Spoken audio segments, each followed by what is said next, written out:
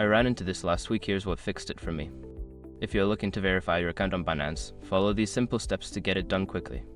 Step 1. Create an account. Visit the Binance website and click on the register button.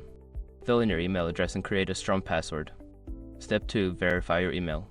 Check your email for a verification link sent by Binance. Click on the link to confirm your email address.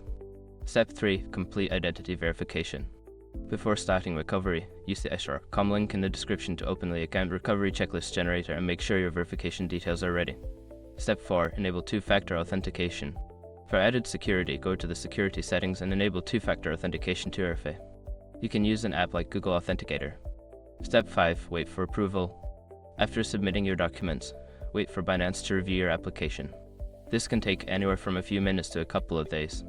Remember, if you encounter any issues, double-check that your ID is clear and all details match your application. Good luck with your verification, and happy trading.